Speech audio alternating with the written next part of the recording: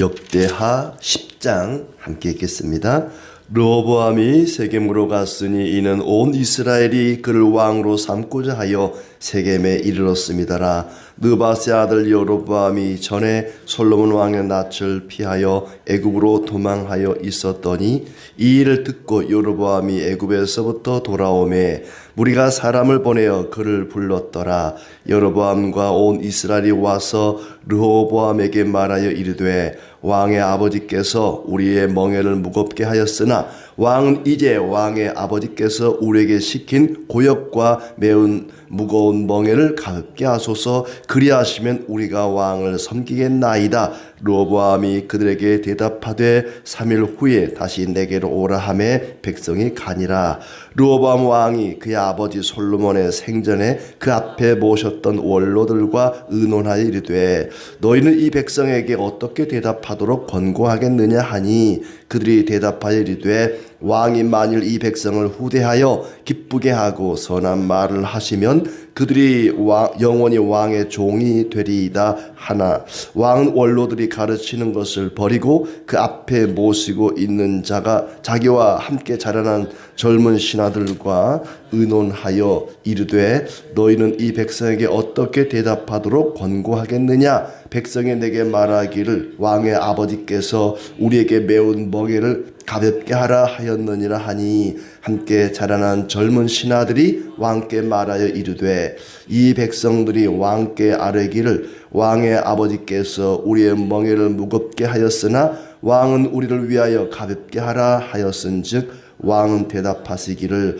내 새끼손가락이 내 아버지의 허리보다 굵으니 내 아버지가 너희에게 무거운 멍에를 매게 하였으나 이제 나는 너희의 멍에를 더욱 무겁게 할지라. 내 아버지는 가죽 채찍으로 너희를 치셨으나 나는 정갈 채찍으로 하리라 하소서 하더라.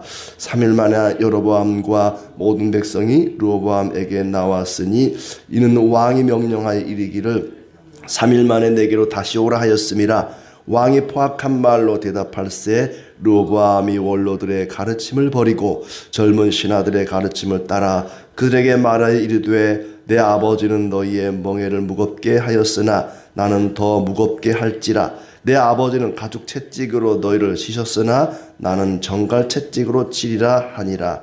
왕이 이같이 백성의 말을 듣지 아니하였으니 이 일은 하나님께로 말미암아 난 것이라. 여호와께서 전에 실로 사람 아히야로 하여금 느바세 아들 여로보암에게 이르신 말씀을 응하게 하심이더라.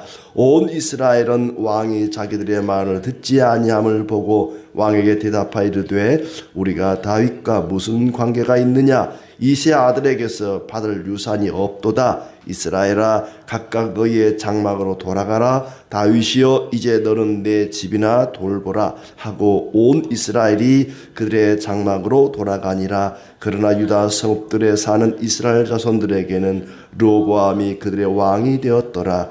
르호보암 왕이 역군의 감독 하도람을 보냈더니 이스라엘 자손이 저를 돌로 쳐 죽인지라. 르호보암 왕이 급히 수레에 올라 예루살렘으로 도망하였더라. 이에 이스라엘이 다윗의 집을 배반하여 오늘날까지 이르니라. 아멘. 오늘도 주님의 은혜가 가득하기를 진심으로 축복합니다. 이제 솔로몬 왕의 시대가 끝이 나고 그 이후에 그 아들 르호보암 왕의 이야기 그리고 계속해서 이제 그 이후에 왕들의 이야기가 펼쳐지고 있습니다. 르호보암 왕이 백성들을 압제하고 또 괴롭게 함으로써 백성들이 모두 떠나가고 유다 지파 또 베냐민 지파만 남게 되었다. 나라가 둘로 분열이 된 것입니다. 10개 지파의 북쪽 이스라엘과 2개 지파의 남유다로 나눠지는 그런 비극을 초래하게 됩니다. 왕이 백성들을 사랑으로 섬기지 않고 힘으로 포갑하는 바람에 백성들이 다 떠나고 만 것이죠. 솔로몬 왕 때의 그 지혜와 부와 명성은 최고에 달했습니다. 최고 정점에서 나라가 그냥 이스라엘 나라가 밑바닥으로 나락으로 추락을 하고 만 것이죠. 솔로몬의 재산이 굉장히 이제 많았다 그랬는데 많은 건물들을 또 건축을 했지 않습니까?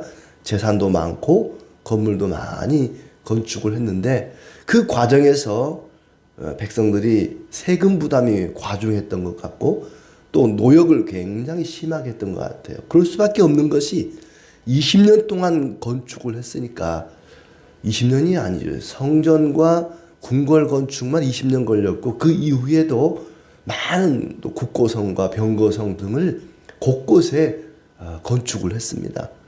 40년 통치 기간을 뭐 거의 건물 짓고 뭐 성 쌓고 하는데 시간을 보내다 보니까 특히 이제 요셉 지파가 아마 거기에 많이 동원이 되었던 것 같아요.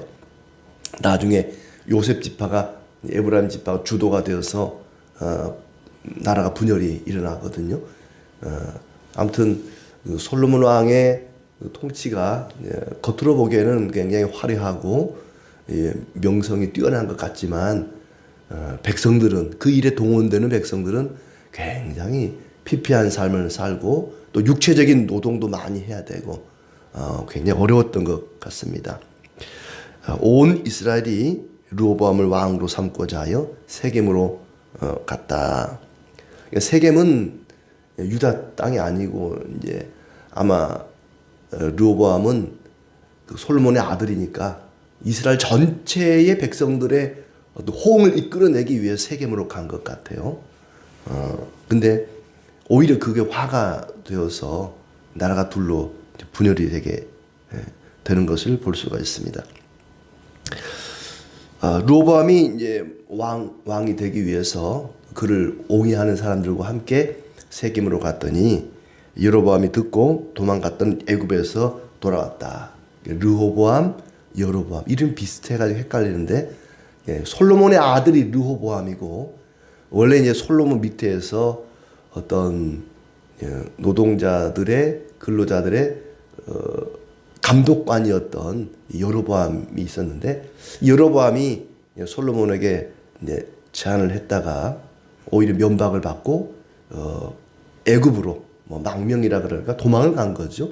여기는 안 나오지만은 열왕기서에 보면은 이제 그런 게 나옵니다. 여로보암이 망명을 갔다가 솔로몬이 죽고 르호보암이 왕이 되려고 하는데 백성들이 이대로 가면 안 되겠다 싶어서 백성들을 규합해서 백성들의 일반 백성들의 의사를 전달하고자 돌아온 것입니다. 애굽에서 돌아와서 백성들을 모아가지고 르호보암 왕을 찾아가서 요청을 하게 된 거죠. 그 요청하는 내용이 4절입니다. 왕의 아버지께서 우리의 멍에를 무겁게 하였으나 왕은 이제 왕의 아버지께서 우리에게 씻긴 고역과 매운 무거운 멍에를 가볍게 하소서. 그리하시면 우리가 왕을 섬기겠나이다 하면서 솔로몬 왕이 무겁게 했던 그 멍에를 가볍게 해주시면 우리가 왕을 섬기겠습니다. 이 나라의 왕으로 받들겠습니다 하는 얘기죠. 솔로몬 왕 때의 어떤 세금 부담이라 할지 노동력을 제공한다 할지 이게 굉장히 아마 힘들었던 것 같아요. 그걸 좀 감해 주십시오. 너무 큽니다. 세금 감면해 주시고 좀 우리 좀 편히 쉴 수 있도록 배려를 해 주십시오. 그러면 우리가 당신을 이 나라의 왕으로 또 받들겠습니다 라고 제안을 한 것입니다. 그 일에 여로보암이 주도적인 역할을 했던 거죠. 그랬더니 르호보암이 3일 후에 다시 오라 그런 거예요. 3일 동안 내가 숙고를 해보겠다. 그리고 이제 6절부터 11절은 르호보암이 솔로몬을 모셨던 원로들, 신하 가운데 나이가 많은 아버지 밑에서 섬겼던 원로 신하들을 불러서 이제 묻습니다. 왕이 이 백성을 후대하여 기쁘게 하고 선한 말을 하시면 그들이 영원히 왕의 종이 되리라. 이렇게 원로들이 조언했습니다. 폐하께서 이 백성들을 잘 섬기면 오히려 백성들이 왕을 떠받들고 섬길 것입니다. 이건 망고불변의 진리죠. 동서고금을 막론해서 왕이 종이 되어 백성을 섬기면 백성이 왕을 섬길 것이다. 이거는 불변의 진리입니다.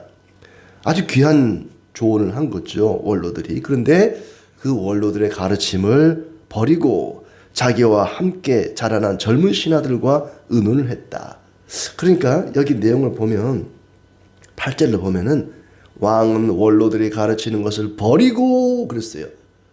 그러니까 양쪽의 말을 다 들어보고 어느 것이 옳은가를 평가한 게 아니라 원로들의 말을 듣고 난 다음에 이건 아니야 라고 일단 판단을 해버린 거예요.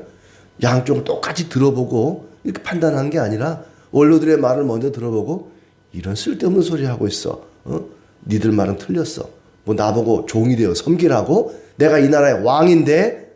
그리고는 자기와 함께 자라난 젊은 신하들과 의논을 했다. 10절 보니까 그 젊은 신하들이 폐하 무슨 그런 쓸데없는 소리입니까? 내 새끼손가락이 내 아버지의 허리보다 굵으니 너희의 멍에를 더욱 무겁게 할지라 이렇게 이야기하십시오. 내 아버지는 가죽 채찍으로 너희를 치셨으나 나는 정갈 채찍으로 하리라. 내 새끼손가락이 우리 아버지 허리보다 굵다. 새끼손가락이 얼마나 굵으면 아버지 허리보다 굵다 그럴까? 허리가 얼마나 굵은데 새끼손가락이 더 굵다.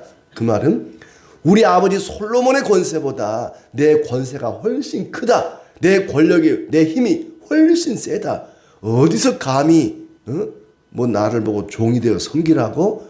폐하 그런 말 하지 마십시오. 이 솔로몬은 가죽 채찍으로 백성들을 치셨다면 왕께서는 정갈 채찍으로, 이 정갈 채찍은 쇳덩어리가 끝에 아주 뾰족뾰족해가지고 막 맞으면 살점이 떨어져 나가는 피가 터지는 그런 무시무시한 채찍이거든요. 그런 채찍으로 이 백성들을 치십시오. 그렇게 하라라고 함께 자라난 젊은 신하들이 왕에게 조언을 했단 말입니다. 불만 있는 놈들은 다 그냥 혼내주십시오. 어디 감히 왕에게 와가지고는 이래라 저래라 쓸데없는 소리 못하도록 아주 본때를 보여주십시오. 이렇게 조언을 한 것이죠. 그랬더니 12절부터 15절 르호보암이 원로들의 말을 버리고 젊은 신하들의 가르침을 따라서 나라를 다스렸다 하는 것이죠. 아버지보다 멍에를 더 무겁게 하리라. 정갈 채찍으로 치리라고 하면서 백성의 말을 듣지 않았다. 이 일은 하나님께로 말미암아 난 일이다. 하나님께로 말미암아 난 일이라. 그 말은 원래 르호보암이 착한 사람이었는데 하나님이 이렇게 악하게 만들었다는 얘기가 아니라 하나님이 솔로몬의 죄악을 보시고 그의 타락함을 보고 나라를 둘로 나누기 위해서 이 르호보암의 그 포악함을 내버려 두셨다는 거예요. 그의 마음을 순하게 고쳐준 게 아니라 하나님의 어떤 섭리, 하나님의 뜻이 이 포악한 르호보암의 다스림 속에 반영이 되었다는 얘기죠. 하나님의 계획에 따라서 되어지는 일들이다 하는 얘기죠. 16절부터 보니까 왕이 이제 자기들의 말을 들어주지 않자 다윗과 상관이 없다라고 하면서 여로보암이 주도했던 그 백성들이 다 돌아가 버렸다는 얘기입니다. 르호보암은 유다의 왕이 되고, 유다의 왕이 됐다는 것은 유다 지파만의 왕이 된 거죠. 거기다가 겨우 이제 베냐민 지파가 붙어서 같이 두 지파만의 왕이 된 것입니다. 나머지 10개 지파는 돌아가 버린 거죠. 니들끼리 잘 해봐라. 잘 먹고 잘 살아라. 우리가 세금 좀 감면해주고 우리의 이 노역을 좀 쉬게 해달라 그랬더니 오히려 더 우리를 포갑하려고 하는 그 모습 우리는 용납할 수가 없다. 당신 같은 사람 왕으로 인정할 수 없어 하고는 여로보암이 주도해서 10개 지파가 떠나가 버렸다는 얘기입니다. 근데 18절에 보니까 르호보암이 역군의 감독인 하도람을 보냈는데 그 하도람을 돌로 쳐 죽였다. 이 분위기 파악 못하는 왕이죠. 르호보암이 지금 백성들이 반란을 일으키고 있는데 세금을 더 걷어보려고 하도람을 보냈다. 상황 판단을 못하고 결국 이 하도람이 돌에 맞아 죽고 말았습니다. 이렇게 백성들의 뜻을 정면으로 배치하는 그런 왕의 결국이 어떻게 비극적으로 되어 가는가를 볼 수가 있습니다. 여로보암과 10개 지파가 다윗의 집과 우리는 상관이 없다. 우리는 당신을 왕으로 인정할 수 없어 하고 떠나가 버리고 나라가 둘로 분열되게 되었습니다. 백성들이 왕을 버린 것이죠. 문제의 근원은 솔로몬 왕 때 있습니다. 역대기에는 다윗도 그렇고 솔로몬도 그렇고 그들의 타락한 모습이나 그들의 어떤 허물이나 죄나 잘못에 대해서는 언급을 안 해요. 좋은 것만 그냥 기록을 해 놓은 것입니다. 그러나 열왕기서에 보면은 다 나오거든요. 솔로몬이 말년에 1000여 명이나 되는 처첩을 거느리고 그들의 사치와 타락과 우상숭배에 몰두해서 결국은 그것이 나라가 둘로 나눠지고 결국에는 아수르와 바벨론에 멸망하는 멸망의 근거가 되었던 것입니다. 문제의 근원은 솔로몬이 백성들이 지었던 무거운 짐에 있었던 것이죠. 건축을 계속하는 바람에 그 건축 때문에 백성들이 과도한 세금과 또 노동력을 제공해야 했고 왕의 영광과 나라의 위상은 높아졌을지 모르지만은 민심은 흉흉해지고 백성들의 삶은 피폐해졌던 것입니다. 결국에는 아들 왕에게 칭찬과 격려와 위로와 쉼을 기대하고 갔다가 그걸 거절당하니까 민심이 폭발하고 말았습니다. 그리고는 왕을 바꾸자. 저놈을 왕으로 인정할 수 없다. 우리는 다윗의 후손을 왕으로 인정할 수 없다. 그나마 하나님의 계획이 다윗의 왕위가 끊어지지 않게 할 것이다 그랬거든요. 그 하나님의 언약 때문에 이 2개 지파라도 이제 나라를 유다 나라를 형성해서 다스리는 왕의 자리를 준 것이죠. 뭐 백성 전체가 이 르호보암을 배반했다라고 봐도 과언이 아닐 것입니다. 왜 그랬을까? 르호보암 왕이 왜 그랬을까? 왜 원로들의 말을 듣고 백성을 섬기고 백성들을 좀 쉬게 하고 세금도 좀 감면해 주고 이 백성들에게 호의적인 통치를 하지 못하고 왜 이렇게 폭력으로 백성들을 압제했을까? 왜 그랬을까? 그 이유를 우리가 살펴보면은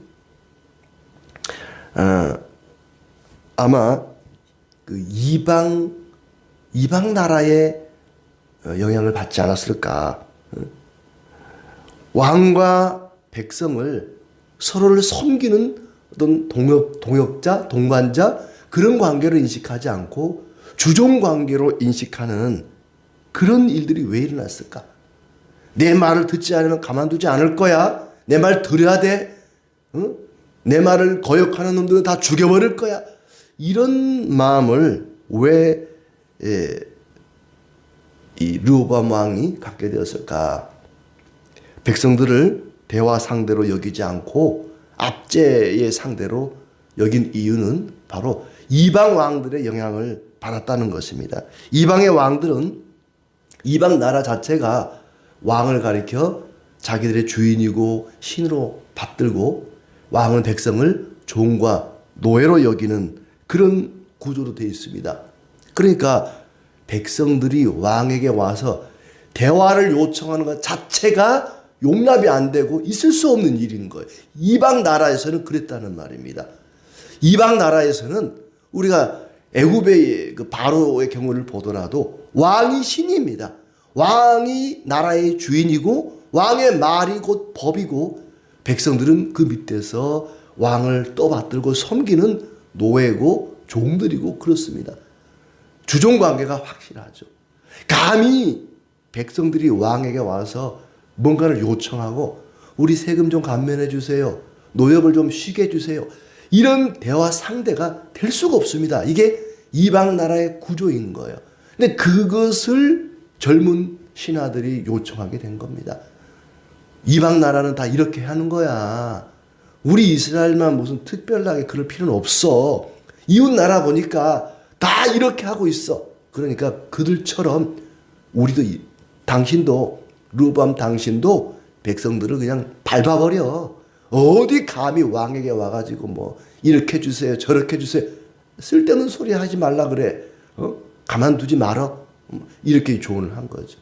아마 이게 다 솔로몬 왕의 잘못이죠. 솔로몬 왕이 엄청난 여인들을 아내로 맞이하는데 이방 여인들을 다 아내로 맞이하는 거예요. 이방 여인들을 아내로 맞이하면 그 여인을 위해서 궁을 따로 지어주고 그 여인이 섬기는 신당을 따로 만들어주고 이방 여인을 아내로 맞이하면 그런 일들이 일어나는 것입니다. 자기가 섬기던 신을 그대로 섬길 수 있도록 신전을 만들어주고 따로 궁궐을 만들어주고 그러니까 그 신전 만들고 궁궐 만드는 일에 백성들이 얼마나 세금과 노동력을 내놔야 됐겠습니까? 거기다가 이방의 문화가 막 들어오는 거예요. 수백 명의 이방 여인들이 아내로 들어왔으니까 얼마나 많은 이방의 문화가 우상들이 들어왔겠습니까? 그런 영향을 받고 자란 젊은 세대가 우리도 이방 나라처럼 그래야 돼. 어디 감히 백성들이 왕에게 입을 뻥끗 하려고 그래요? 입도 뻥끗 못하게 그냥 밟아버려. 이런 조언을 하게 되었던 것이죠. 그러나 이스라엘 나라는 르호보암의 나라가 아니라 하나님의 나라입니다. 하나님이 주인인 나라이지 왕이 르호보암이 감히 그 나라의 주인이 될 수가 없는 그런 나라입니다. 백성들은 하나님의 종이지 왕의 종 르호보암의 종이 아니었던 것입니다. 하나님의 종들을 잘 대접하는 것이 왕의 역할이죠. 그러니까 원로들의 말이 맞죠. 백성들을 종이 되어 잘 섬기면 그 백성들이 왕을 이 나라의 최고 지도자로 섬길 것입니다. 그 원로들의 말이 맞습니다. 성도는 섬기는 사람들입니다. 예수님이 우리를 섬기신 것처럼 예수님이 그렇게 하셨던 것처럼 우리는 서로가 서로를 존중히 여기고 섬기는 자들입니다. 그렇게 우리가 섬길 때 주님께서 우리를 높여주실 것입니다. 예수님께서는 섬김을 받는 자보다 섬기는 자가 큰 자라 그랬고 자기를 낮추는 자가 높은 자라 그랬습니다. 오늘도 낮은 자리에서 서로가 서로를 존중히 여기고 섬김으로 하나님께 영광을 돌리는 우리의 삶이 되기를 진심으로 기원합니다.